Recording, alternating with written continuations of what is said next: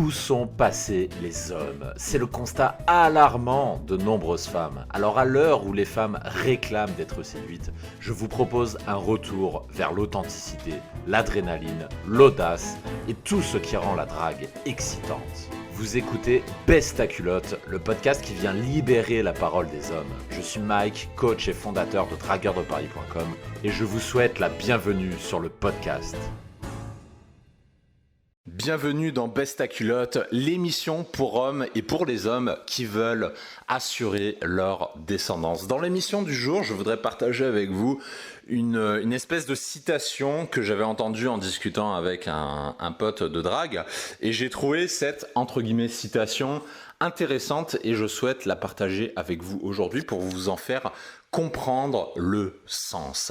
Avant de commencer, petite info du jour, dans pas très longtemps, je vais organiser un truc que je n'ai encore jamais fait, ça s'annonce vraiment comme un truc très très lourd, c'est une conférence en ligne où je vais répondre à la question suivante, ou plutôt le thème c'est le suivant, je vais vous enseigner 3 secrets pour coucher avec une fille par semaine, même si vous vous trouvez moche. Et pour répondre à cette question, je m'appuierai bien sûr sur ma propre expérience personnelle, puisque ça fait 11 ans que je m'intéresse à la drague, à la séduction, aux femmes, au développement personnel, tout ce que vous voulez, et en m'appuyant également sur l'expérience des bientôt 200 coachings en un peu plus de 2 ans d'activité chez Dragueur de Paris. Donc si cette conférence et ce thème surtout vous intéresse, je vous invite à vous inscrire. Il y a le lien dans la description du présent podcast. Donc ne tardez pas parce que de mémoire, je crois qu'il y a 50 places ou 75, je ne sais plus.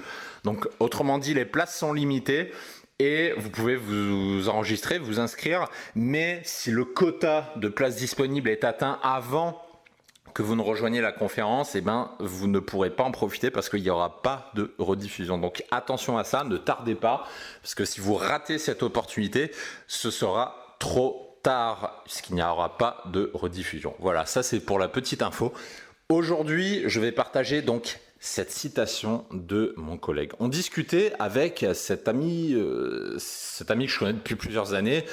On était, on est en train de prendre un petit apéro avant de sortir. Et puis là, on était en train de parler drague, parce que j'aime bien parler drague, avec des gens qui savent ce que c'est la drague. Je déteste parler de drague avec des gens qui ont connu 2 femmes, 3 femmes dans leur vie, parce qu'en général, déjà, ils n'ont pas grand-chose à dire.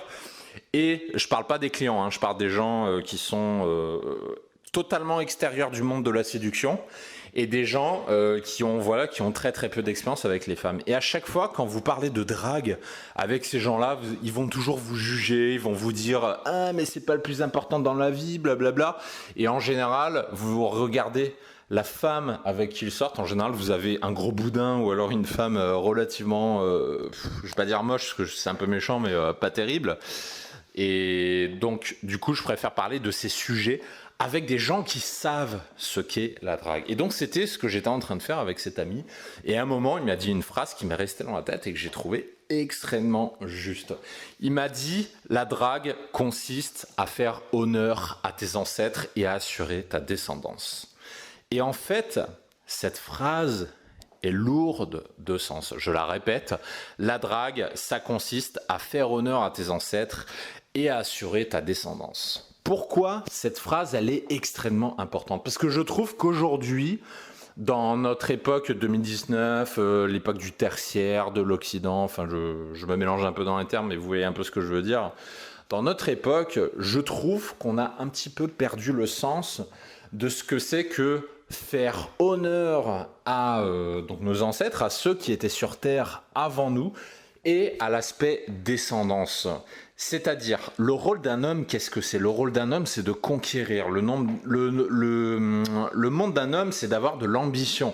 Le monde de l'homme, c'est de faire des choses qu'on pensait impossibles. Le monde de l'homme, c'est d'aller partir avec, entre guillemets, sa bite et son couteau et d'aller conquérir ce qu'il veut conquérir. Et je trouve qu'aujourd'hui, on a un petit peu perdu cet esprit de conquête. Vous regardez beaucoup de mecs dans la rue, franchement, enfin, on va être honnête, vous regardez beaucoup de mecs dans la rue, on dirait des femmes avec une bite.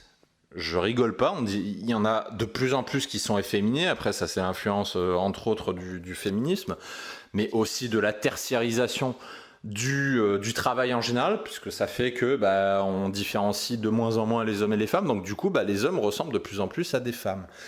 Et quand vous voyez le nombre croissant de ce que j'appelle des lopettes, c'est-à-dire des mecs qui ressemblent à des nanas finalement, alors que c'est pas leur rôle d'être des femmes, est-ce que vous trouvez qu'ils font honneur à tous ceux qui sont venus sur Terre avant ?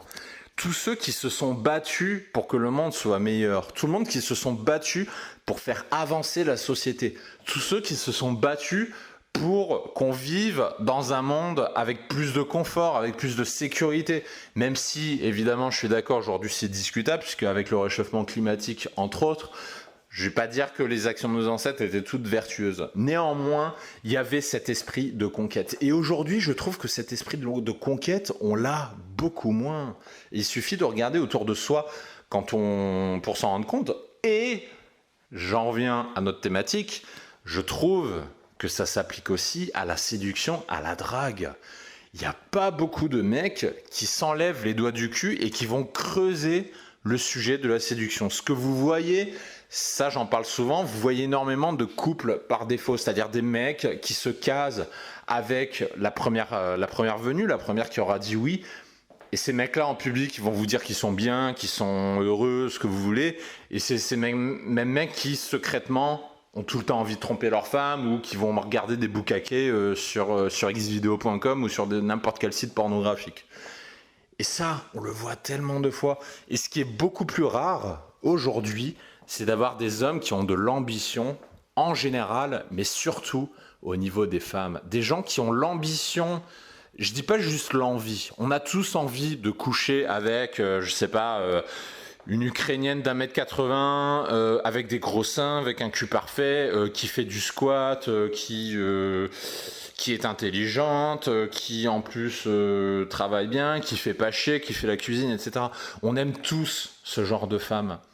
Pourtant, on en aurait tous envie, au fond. On aurait tous envie de ce genre de femmes. Mais dans les faits, il y a combien de mecs qui font ce qu'il faut pour aller sortir et fidéliser ce genre de femmes? Il n'y en a pas beaucoup. Et c'est justement là le sens de la drague. La drague, c'est pas juste d'aller aborder des nanas dans la rue, dérouler son opener, prendre des numéros, tout ça pour avoir l'impression qu'on est en train d'avoir une meilleure vie affective et sexuelle. C'est pas que ça, la drague. La drague, c'est aller chercher ce que vous pensiez il y a 10 ans que vous n'auriez jamais.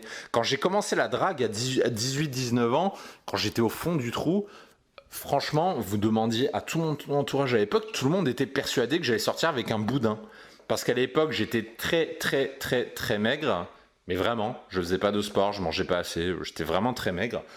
Et tout le monde pensait que j'allais sortir avec une nana de 150 kilos parce que, sous prétexte que les contraires s'attirent. Donc du coup, les gens, ils pensaient que j'allais sortir avec un thon. Voilà, que j'allais me marier, ce que vous voulez, avec un thon.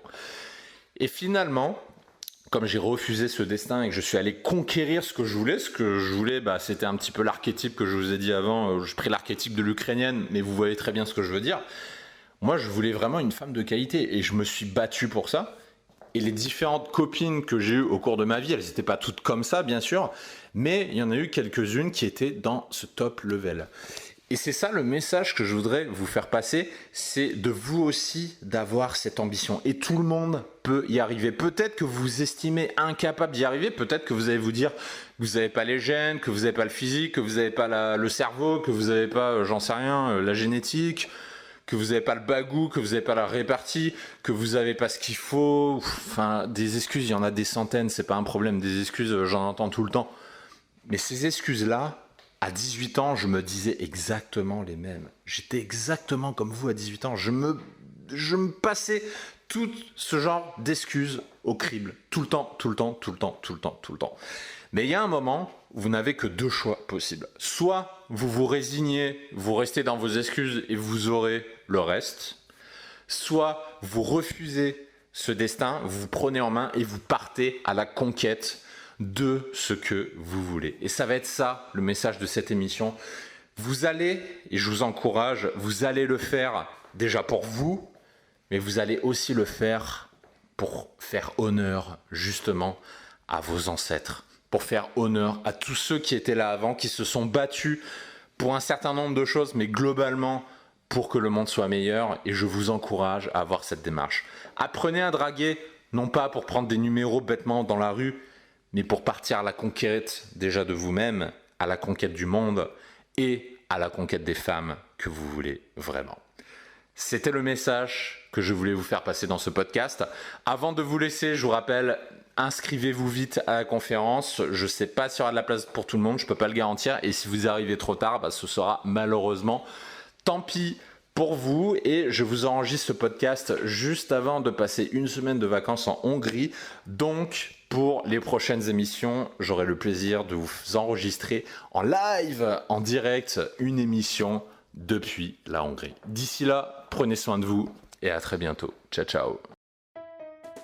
Si le podcast vous a plu, prenez un moment pour vous abonner, pour lâcher un pouce bleu si vous écoutez de YouTube ou pour laisser une notation 5 étoiles depuis iTunes. Ça ne vous prendra qu'une minute, mais ça m'aide énormément à améliorer le podcast. Merci de me suivre, merci de m'avoir écouté et à très bientôt.